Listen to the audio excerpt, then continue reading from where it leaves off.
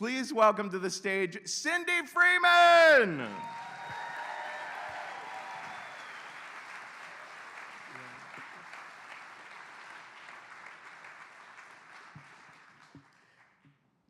I am wearing my blues with my badge, my hat, and I love mostly my gun.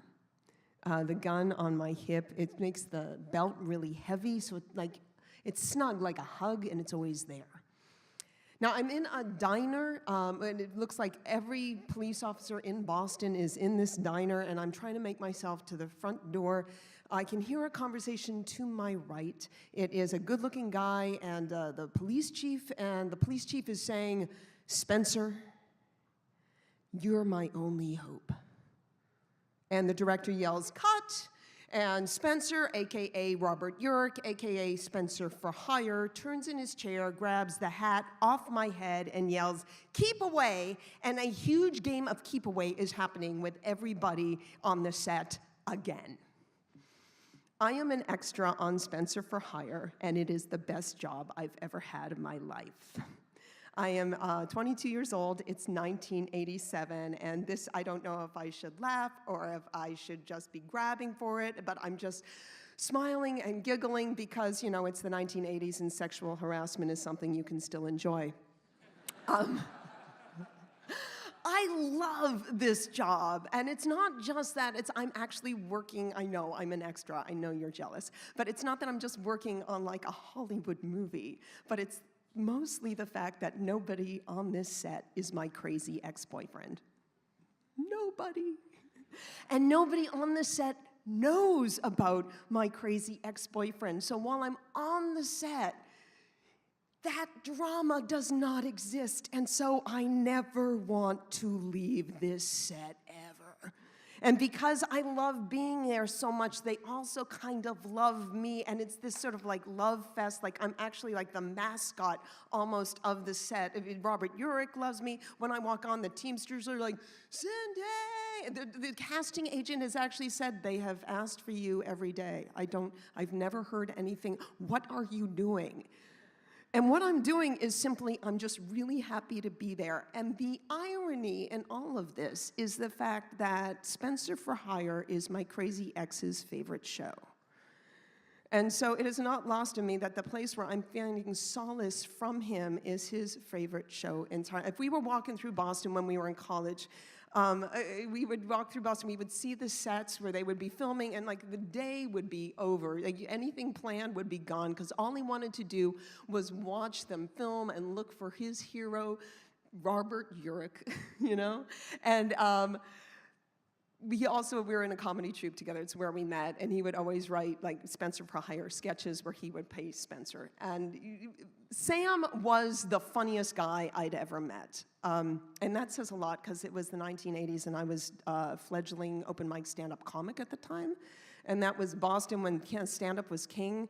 So like at the clubs, I'm like hanging out with the likes of Steve Wright and Dennis Leary and Janine Garofalo and Louis C.K. and David Cross, and like anyone who's famous now was there. But despite it all, Sam was the funniest person I knew. And he was cute, and he had this floppy hair, and he was skinny, and I wouldn't love to say he was a classic beauty, but he was not. I'd love to say he wasn't deformed, but he was.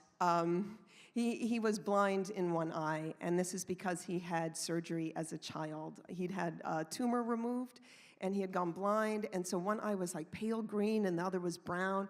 But to me, that just made him more heroic, like he was like David Bowie or something. And he used this eye to comic effect. Like if there was something going on stage, all he needed to do was stare out at the crowd like Mad Eye Moody, and everybody would laugh.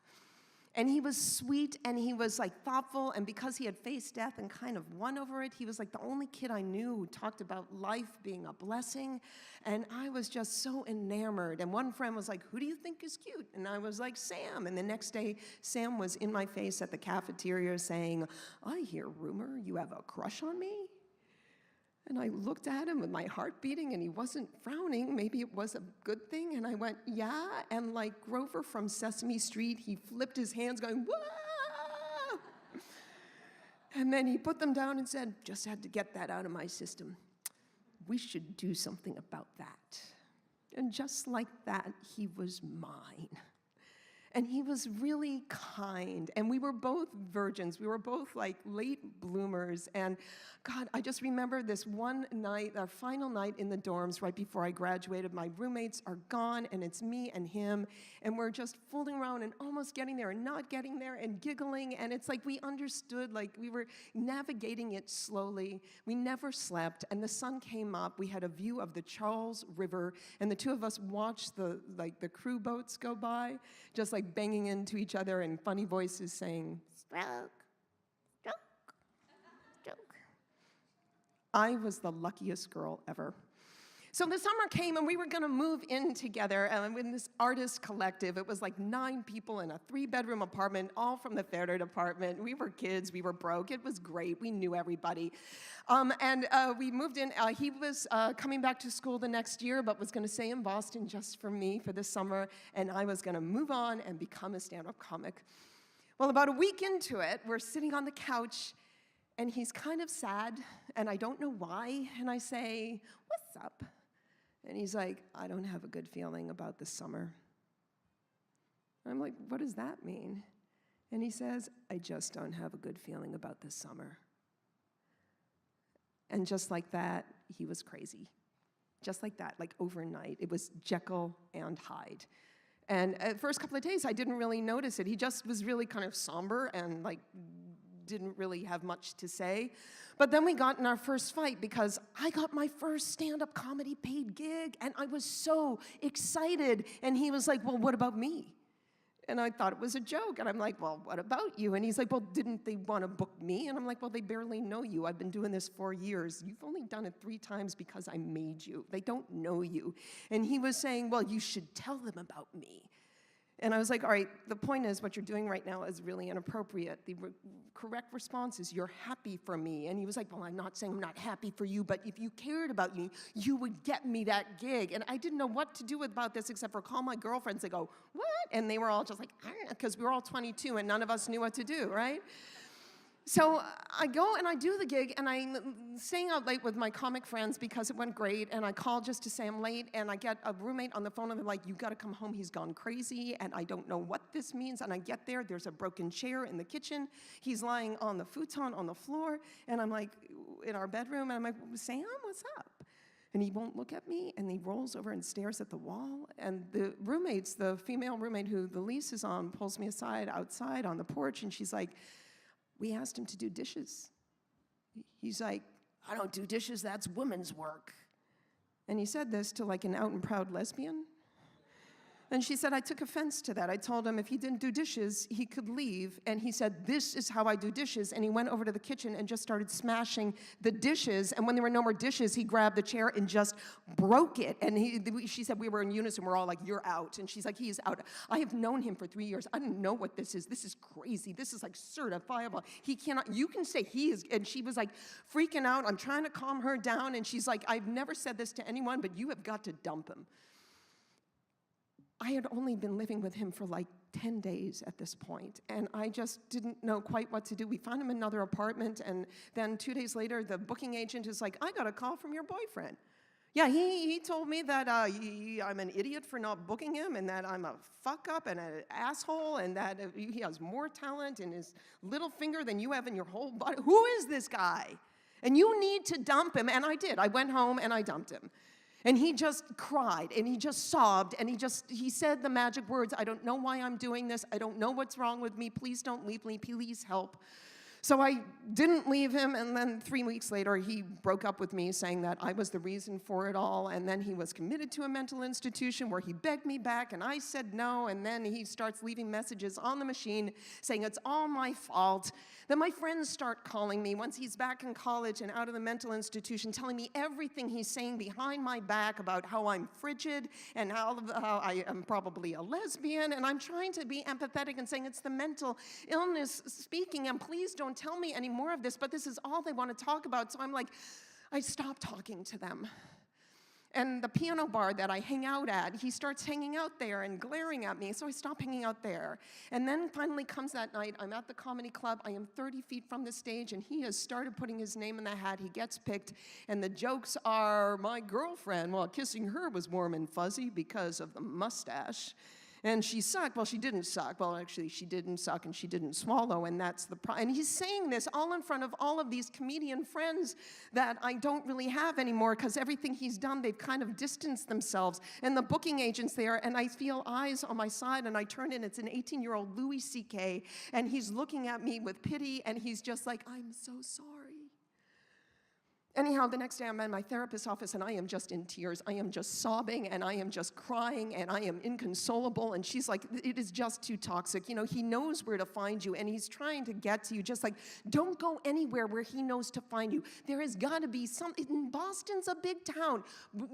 Audition for something else. Hence, I go to the casting agency. I get into Spencer, and here I am. And I love these people so much because they don't know anything that I have been through.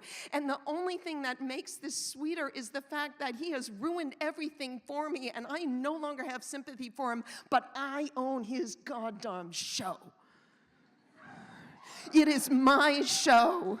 His hero, Robert Urich, loves me.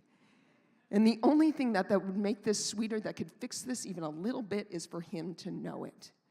So I start having these fantasies of how is he going to find out. I'm imagining on the sofa, you know, with the popcorn and the Thorazine, and he's watching the TV, and he's telling everyone, don't bother me, Spencer's on, right? And he's doing that, and there's Robert Urich, and I'm behind him, like, typing or something, and he'll see it, and he'll go, yeah!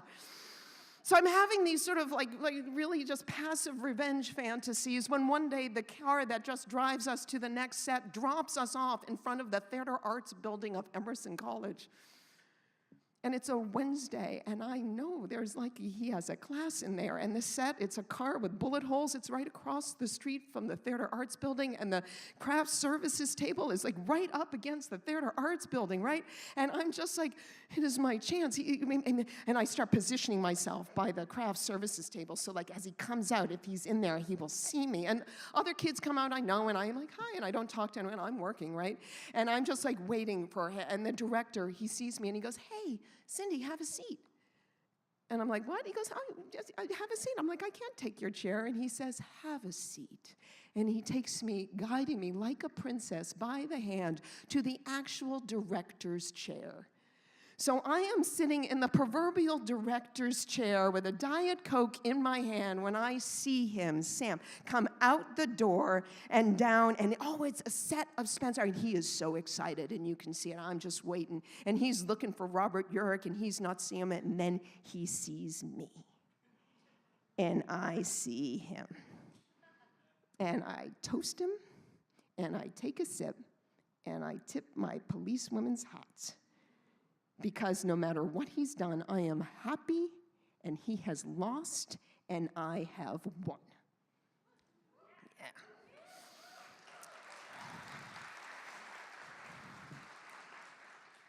And then I see his eyes go down, and the head slump forward, and he disappears into the crowd, and then I see him walking up towards his apartment on Beacon Hill, and the shoulders are just racking with sobs.